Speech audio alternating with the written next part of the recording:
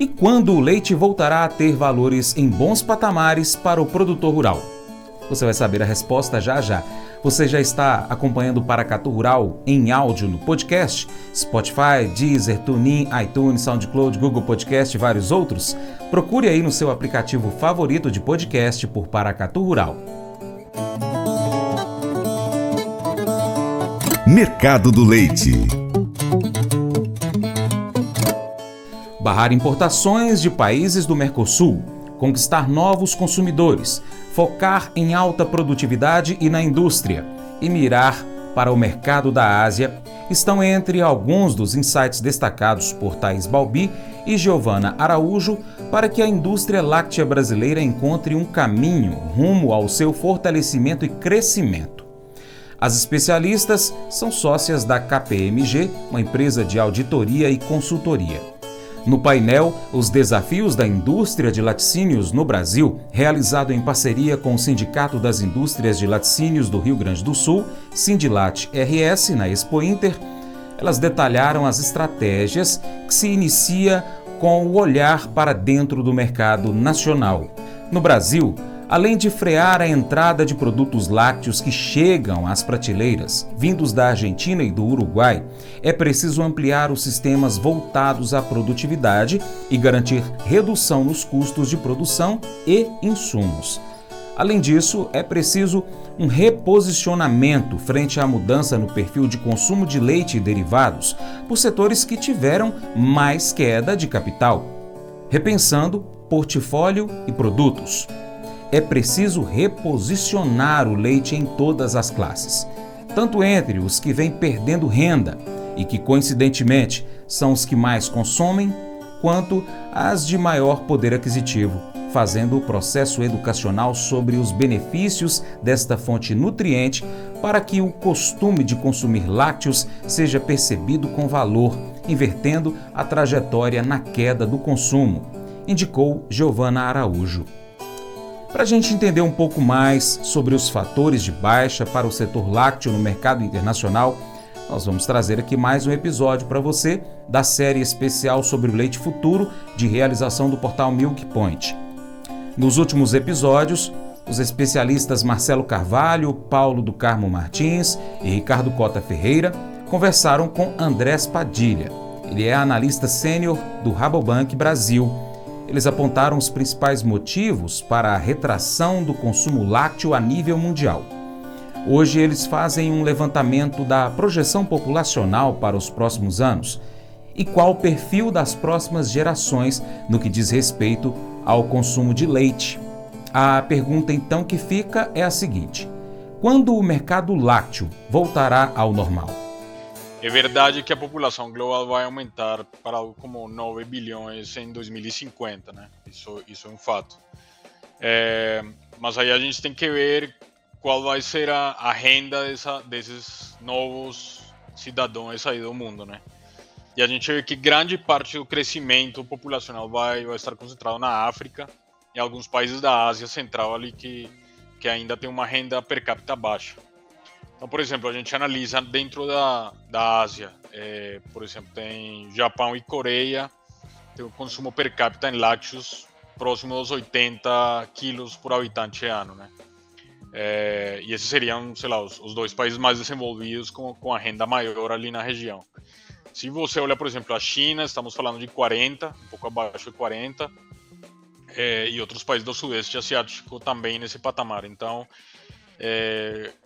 há uma consideração de dieta, né, de cultura, de quantos lácteos cada pessoa come, ou quantos lácteos estaria disposto a consumir, mas também a renda é um fator muito importante, né? Então, assim, grande parte dessa população na África, nesses países da Ásia, eles vão ter a renda para aumentar esse consumo de proteína no patamar que está sendo projetado. Essa é uma pergunta, né? Então, assim, eu acho que essa é uma consideração que a gente tem que fazer.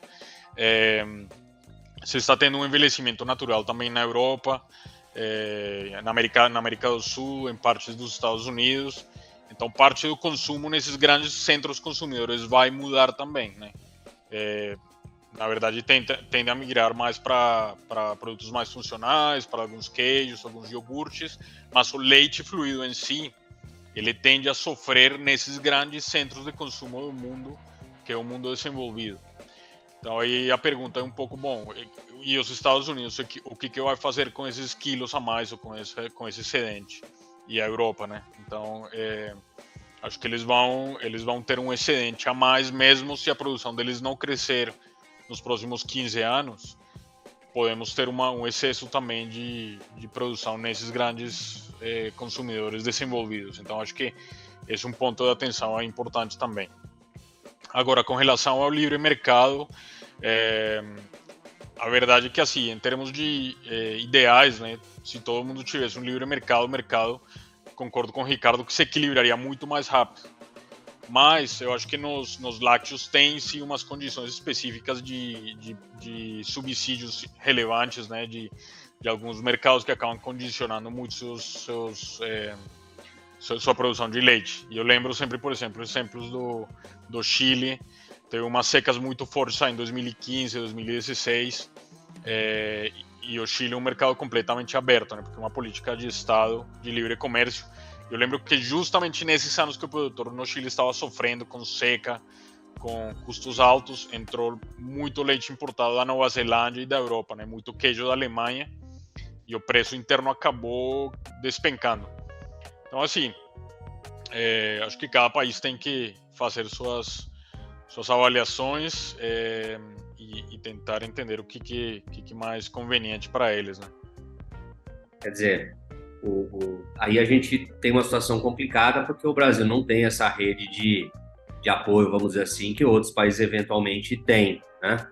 Eu estava lendo outro dia o Canadá, para usar o exemplo do Canadá, o Canadá está fazendo um aporte direto, né, para os 9.700 produtores, né, no montante que em alguns anos vai chegar a vários bilhões de dólares, né? Eu fiz a conta, dava mais ou menos $500 mil por produtor, né? Então, assim, tem países, obviamente, com uma estrutura de suporte grande, e aí os países que não têm vão sofrer ou vão ter que fazer alguma coisa, né? Acho que esse é o ponto. Agora, você mencionou um negócio, né, que acho que é importante colocar, e o Ricardo também falou, né? Primeiro que nesses preços, ninguém consegue produzir no mundo, tá? E segundo que... Com rentabilidade. Preços, muita gente ainda consegue, né, Márcio? Com rentabilidade, mas essa conta vai ser paga, né? E o segundo ponto é que nesses preços, obviamente, se renda é um fator limitante, né? O consumo tende a recuperar em alguma medida. Então, provavelmente, né, sempre que você tem uma queda dessa natureza, você vai ter o pêndulo para o outro lado em algum momento, né, até aquilo lá meio que se equilibrar de novo. Então, assim, o problema aí, né, acho que talvez vale a pena comentar, é quanto tempo vai demorar para ter esse ajuste. Você já falou que compradores importantes já começaram a se movimentar porque tá muito barato, né? Então, mas, ao mesmo tempo você falou que não vê um potencial de recuperação tão cedo, né? Mas como é que tá isso, né? Quer dizer, alguns meses ou pode vir antes, né? Porque caiu muito, pode ser que recupere mais rápido e volte aí pelo menos aos $3 mil, enfim. Dá para dizer isso. E certamente vai ter uma ressaca de produção no ano que vem, não tem como não ter, a nível global. E aí nos exportadores isso é mais intenso ainda, né? Sim. Eu acho que esse impacto da produção menor vai vir no ano que vem, concordo.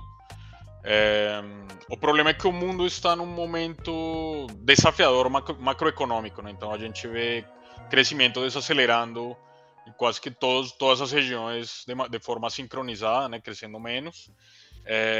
A China claramente tem um problema ali relevante. Então, assim, não é um momento de consumo melhorando, né? É um momento do consumidor, mesmo nos Estados Unidos, no Brasil, mais endividado, né? Está pagando um pouco toda essa conta de ajuste que teve na pandemia.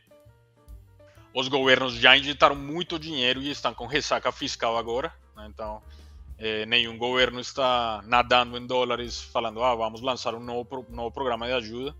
Pelo contrário, tanto mundo rico, mundo emergente, está todo mundo meio que ajustando a casa e então os governos estão com menos capacidade de injetar liquidez para o consumidor, né? Que a gente viu em 2020 e 2021 foi o que realmente impulsionou o consumo. Então agora é um momento de reajuste, todo mundo reconstruindo seus balanços ali, pagando dívidas, se ajustando. Então, assim, do lado da demanda, a China claramente está comprando menos do que nos anos anteriores e o resto do mundo também está passando por um ano aí meio difícil, né? Então acho que o ajuste de preço talvez venha mais em 2024. É o que eu...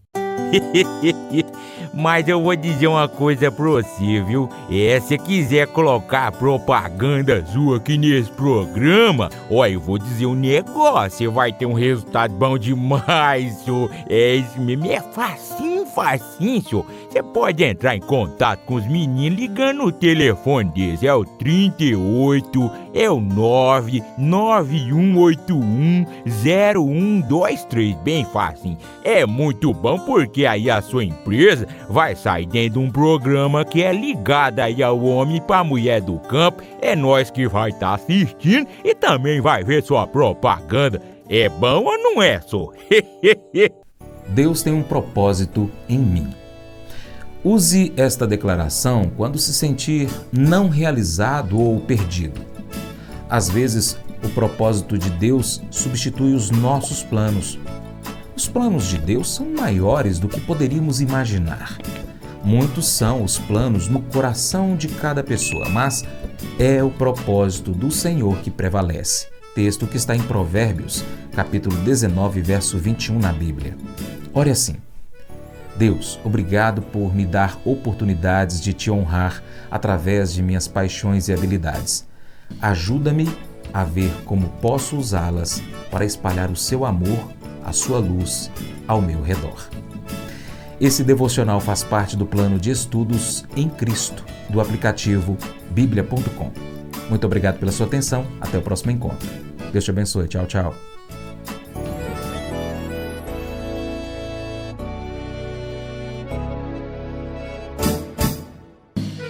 Acordo de manhã para prosear no mundo do campo, as notícias escutar. Vem com a gente em toda a região com o seu programa Paracatu Rural.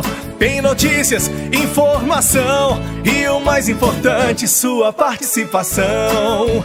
Programa Paracatu Rural. Programa Paracatu Rural.